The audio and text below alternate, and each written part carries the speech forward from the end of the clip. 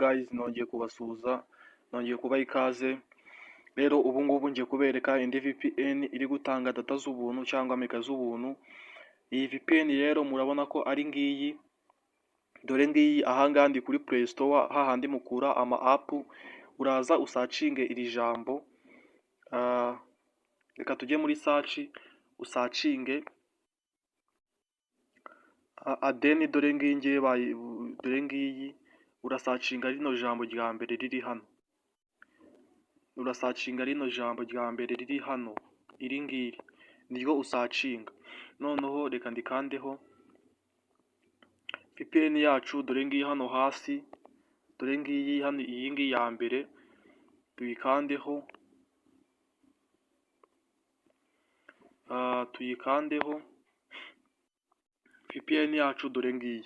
Iyi niyo VPN iri gutanga data z'ubuntu, dore ngiyi VPN, ntihagire indi muzana atari iyi ngiyi. Iyi niyo VPN rwose iri kubikora. Njyewe mba nakoze ubushakashatsi, mba narebye kure, noneho bakama ino VPN.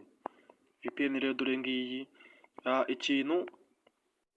Ikintu tugiye gukora, urahita ukanda kuri open ukimara kuyikura kuri Play Store. Ukimara gukanda uninstall nyine urahita uyikura kuri Play Store.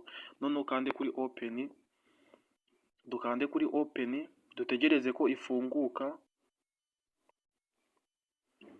Turategereza umwanya muto, noneho bahita bakubwira aya magambo. Ahangaha urahita ukanda kuri allow. Allow niho uhita ukanda. Urakanda kuri aka ngaka ka mbere, twagakanzeho.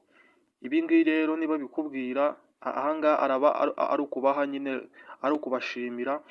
Ubishatse washyiraho utunyenyeri, ariko utabishatse wakanda ahangaha not now. Yes, bikavamo. Noneho ahangaha rero stable VPN urahita ukanda kuri allow. Rero VPN yacu, yes, urahita ukanda kuri allow n'ahangaha. Ahangaha naho urahita ukanda kuri allow, aka ka kabiri. Urabona ko rero byakunze. VPN yacu murabona ko tumaze kuyigeramo. Ikintu cya mbere ihita ubanza gukora, urahita ubanza gukanda kuri ubu bukoni butatu, turebe ko hari update yaba ihari, kugira ngo dukande kuri update. Dukandeho. Yes, update irahari. Update dore ngiyi.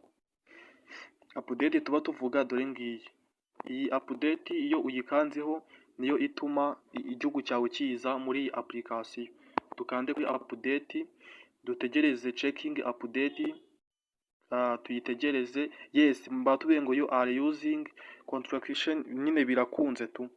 Birakunze, update yacu irakunze. Rero ikintu cya kabiri rito ukora, tugiye gushyiramo icyitwa amaseva. Ahangaha hambere uraharekera gutya. Hano hambere uraharekera gutya, bibabwire neza, kubera ko iyi best performance iraza ikareba ibi bihugu byose igaturamo kimwe gifite internet. Rero ahangaha uraharekera muri best performance. Ahangaha kabiri tugiye gushyiramo igihugu. Turaza dusacinge Rwanda. Dusacinge Rwanda. Yes, murabona ko Rwanda zaje. Rwanda ifite amaseva menshi cyane. Murabona ko ari amaseva, ni amaseva agera ku 10. Agera ku 10 niba atari 9.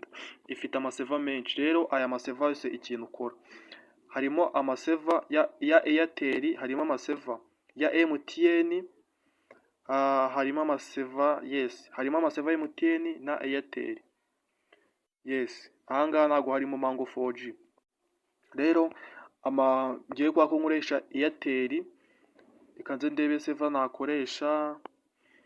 Ngiye gukoresha iyi ngiyi ya mbere, nako iyi ngiyi ya kabiri.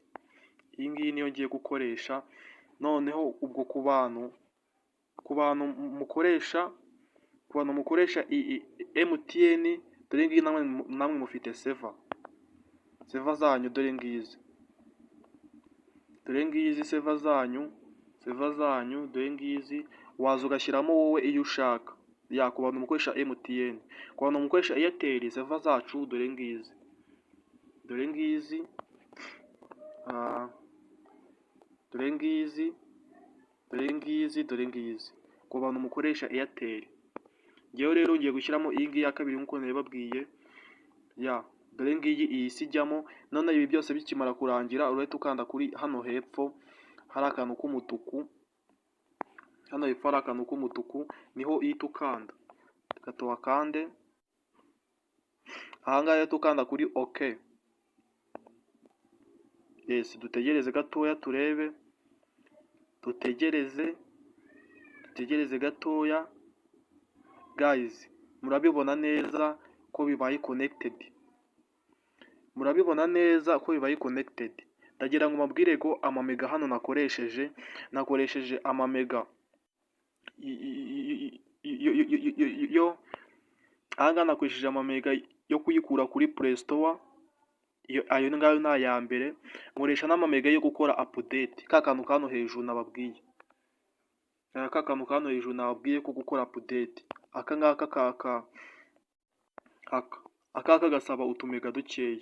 Nta kindi rero ahangaha ukoresha, nta kindi ukoresha kuri mega ntacyo. Gukora ahangaha gukora connected, gukanda kuri aka kantu kakandi gatukura nababwiye, nta mega bisaba. Uraza ugakanda uko ushatse, nta mega iyo umaze gukora biriya byose. Washizemo n'aya maseva, washizemo igihugu, washizemo nimba wafunguye data kuri MTN ugashyira seva kuri MTN. Ahangaha nimba ari MTN ukoresha ariho data ziri, ushyira muri MTN. Nimba ari Airtel ushyira muri Airtel.